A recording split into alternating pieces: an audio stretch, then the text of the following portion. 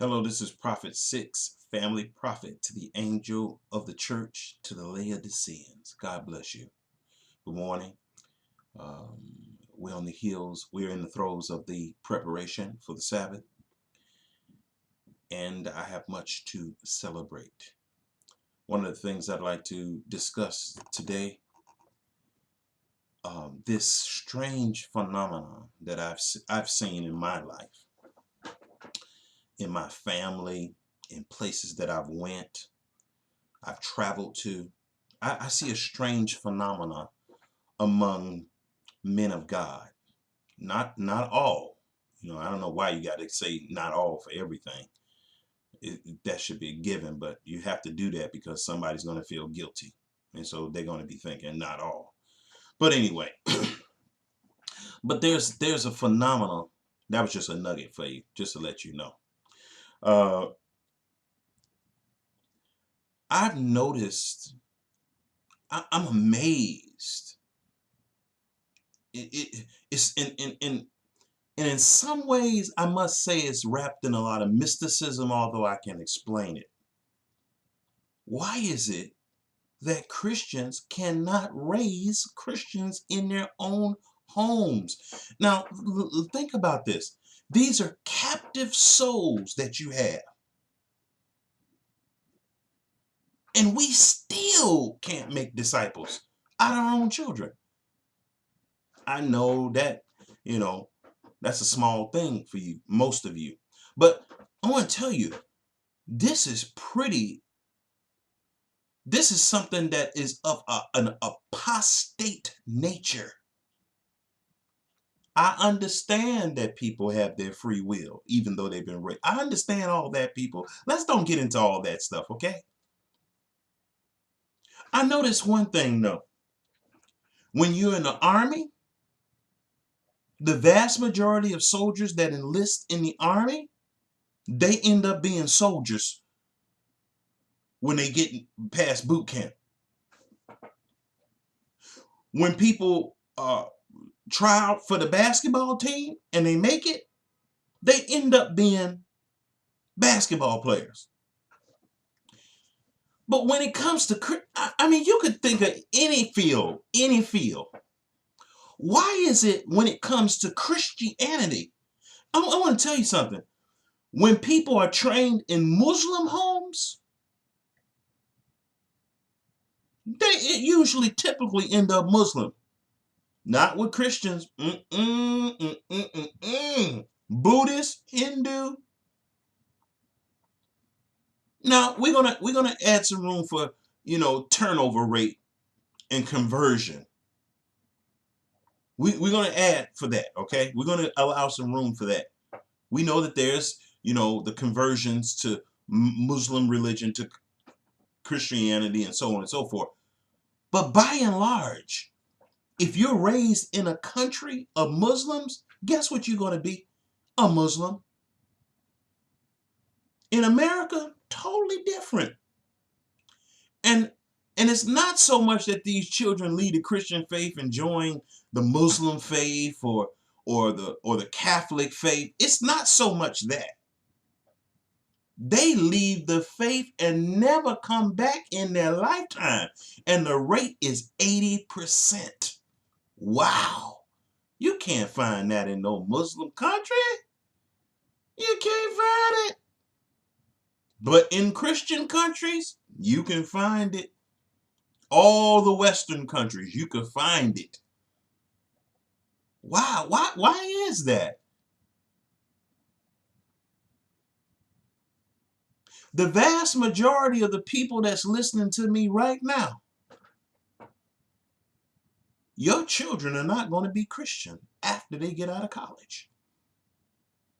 And I'm going to even throw this in there. I'm not just saying in Christian in name alone. I'm talking about a real Christian. The vast majority of our children will not be Christians when they become adult. That don't bother nobody in the Christian faith. It's amazing to me. It's amazing that the vast majority of these denominations could care less. They could care less. Any other religion.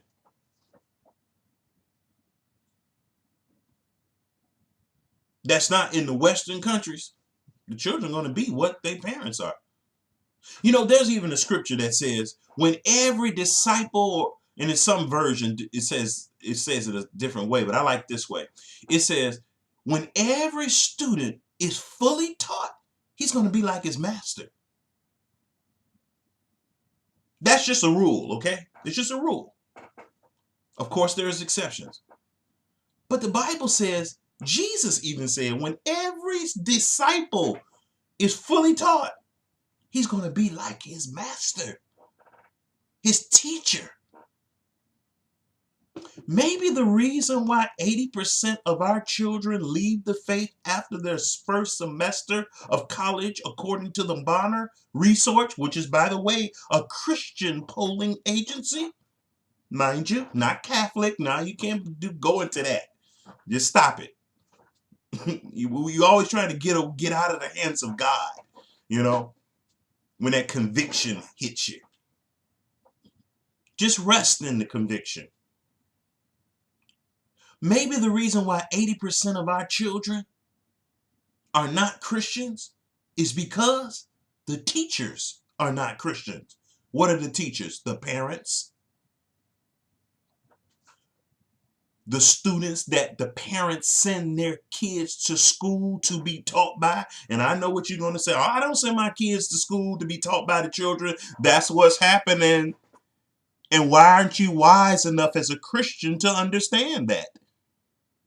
The vast majority of the teachers that's in that system, they can't be Christians. They can't be. The baseball teams they own, non-Christian children and coaches. They can't be real Christians. They can't be.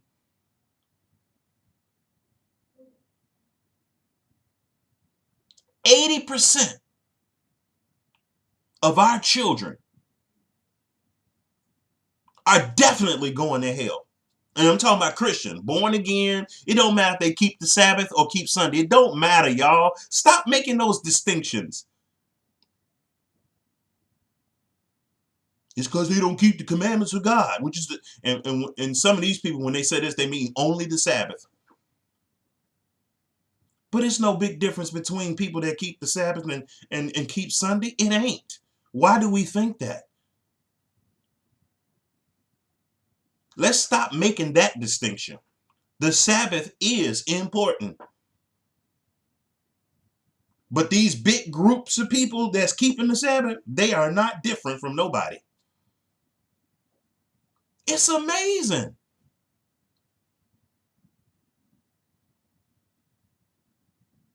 I mean, if you enlist into the armed forces and you pass boot camp and you become a soldier and you become insubordinate, they're going to either put you in military prison or they're going to give you a discharge. In Christianity, there is no type of discipline. No type of discipline whatsoever. And the more money you got, the less discipline there's going to be. Now, I know the military is corrupt, but they do have more structure. You understand that? Because they're trying to protect the kingdoms of the world. It amazes me. And then you have these ministers that say they love working with young people, and Christians that say they working with young people. And then you look for their children to see if their children are engaged in their ministry. Guess what? Their children nowhere around. Nowhere around. And I know a lot of people are going to say, well, maybe the parents and the children don't get along. It's strange to me that in the armed forces, it's not like that. You're going to do what your commander said no matter what, whether you like them or not. You gonna do what your drill sergeant tell you to do. It ain't nobody sitting around trying to counsel you and well, his feelings was hurt. No, it's none of that garbage. You gonna have to do what you have to do. Period. But when it comes to Christianity, it's like, oh well, they don't like them. Their father is this, their mother is that. They dog bit them. You hear what I'm saying? It's crazy when it comes to Christianity. We have a whole nother lower standard that's below the military. It is astounding. I can't wrap my mind around it. And I'm going to tell you, I really can't wrap my mind around it. It's the work of Satan. If the pastor's children was anywhere, but I'm going to tell you this, I don't think these pastors and parents are saved. I don't, because even in an unsaved environment, you have to do what you're told.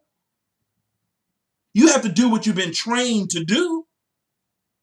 But when you're in a family, a Christian family, you don't. And it's acceptable. And I see a lot of these ministers, they say they love young people. And they can't even get their own children. They can't even coax their children into participating. It's amazing. Matter of fact, they even exempt their children. Well, my children don't have to do it because they're not really into it. But they're trying to recruit everybody else's children. I don't get it. I don't get it. The mothers and the fathers. That's why most of these churches are filled with people with gray hair. Their children are out in the world. They're not sitting next to them or in front of them in the pews, going forth to conquer and to conquer. And I'm talking about, you can look at some of the great evangelists that we have. The vast majority of their children are not even saved. And the ones that are affiliated with their ministry, some of them are not even saved. Look at Oral Roberts University, the big scandal that hit that university. That university almost became solvent.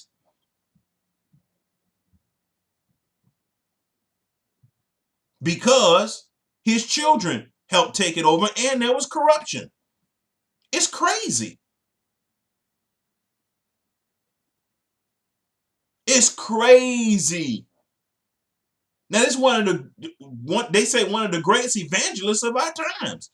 He started a university, handed it over to his children and the in-laws, and boy, sexual corruption, money corruption, all kind of corruption. And what's in front of that university? Some giant praying hands. Wow. Hey, y'all, even if our children stay in the church, the vast majority, 80% of them are not even saved. Woo!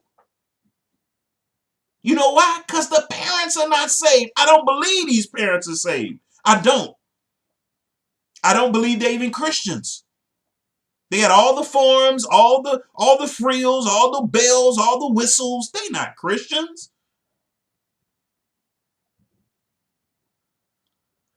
But anyway, that's my rant. Woo, boy. We got to raise up some Christian children. And grant, oh boy, I thought I was going to be finished, but Lord, I got to say this.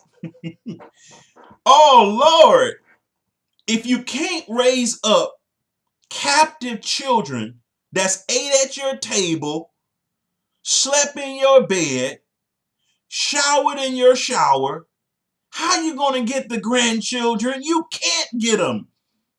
They gone. Marching to hell, beautiful, beautiful hell. You can't even get them because 80% of your children ain't saved, and the ones that at least go to church as a form, as a tradition, they ain't even saved. How you gonna reach the grandchildren? We're not building up Christianity. We're not uplifting Christ. He said, if I be lifted up, I draw all men unto me. We can't even draw men to him that live in our own house. That's in our own bloodline. that carry our surname. We can't even draw them. It's crazy, y'all. Hey, y'all, this don't sound fake to you? This stuff don't sound fake? Why are we trying to pass this stuff off as Christianity? I just don't understand. But anyway, boy. Oh, Jesus, keep me near the cross. This is Prophet 6, the family prophet to the angel of the church of the Laodiceans. God bless you. You. Oh, Lord, have mercy. Jesus keeps me near.